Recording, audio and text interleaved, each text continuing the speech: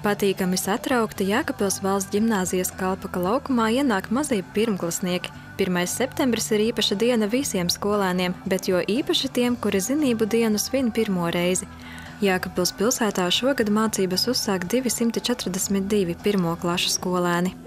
Arī šajā mācību gadā Jēkabpils valsts ģimnāzijas telpās mācīsies arī daļa Jēkabpils pamatskolas audzēkņu, tādēļ arī 1. septembra pasākumā uzrunu teica abu skolu direktori. Ģimnāzijas direktors Valerians Vizulis uzsvēra, cik svarīgi ir apgūt visus mācību priekšmetus, arī tos, kuri tik ļoti neinteresē. Bieži ir sastopamas dažas aplamības. Kāds skolēns saka, ka es negribētu mācīties kādā priekšmetā sīkas detaļas, jo kam man dzīvē šīs sīkās detaļas noderēs, kam man dzīvē jāzina par amēbām, kam man dzīvē jāzina par kādu sīku gramatikas likumu, taču gribu uzsvērt, ka izglītība ir tikai tad, ja saliekas kopā visi šķietamie sīkumiņi no visiem mācību priekšmetiem. Savukārt Jēkabpils pamatskolas direktore īpaši uzrunāja pirmklasniekus.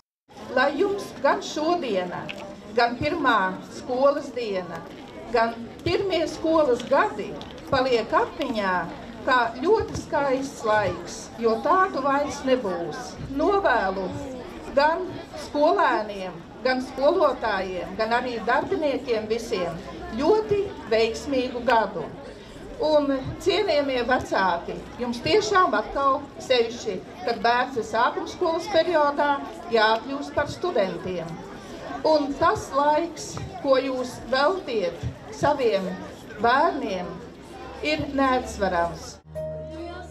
Pasākuma laikā muzikālus priekšnesumus sniedza ģimnāzijas audzēkņi, savukārt 7. klašu un 12. klašu skolēni atstāja uz laukuma savu pēdu kontūras, jo viņiem arī sācies sevišķi īpašs mācību gads. 7. klašu skolēniem šis ir pirmais, bet 12. klašu skolēniem pēdējais mācību gads ģimnāzijā.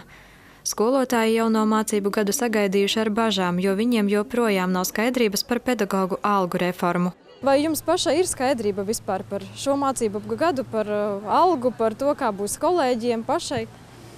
Ja godīgi, nē. Nav. Tad jau redzēs. Tā kā šodien ir svētku diena, tad mēs cenšamies nedomāt par cipariem, bet izbaudīt saulaino laiku, atkal satikšanās prieks.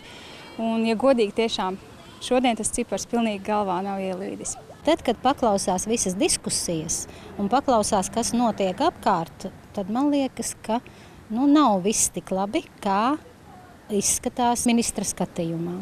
Manuprāt, ka runājot, Dievs dod, ka mēs saglabātu esošo. Labākajā gadījumā mēs varēsim saglabāt to pašu finansējumu.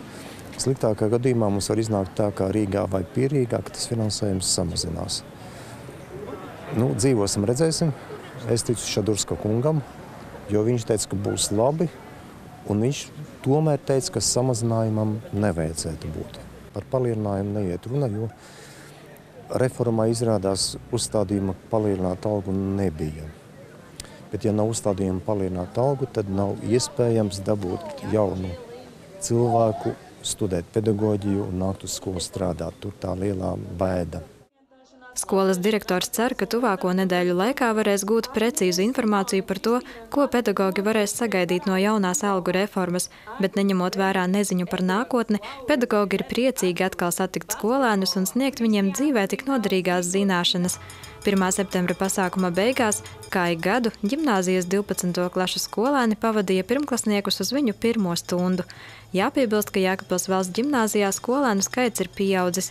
Ja pagājušajā mācību gadā skolā mācījās 520 audzēkņu, tad pašlaik zināmā informācija liecina, ka jaunajā mācību gadā ģimnāzijā būs 535 skolēni. Precīzs skolēnu skaits būs zināms 5. septembrī. Sandra Paigļkalne, Kārlis Bukacinskis, Vidusdaugavas televīzija.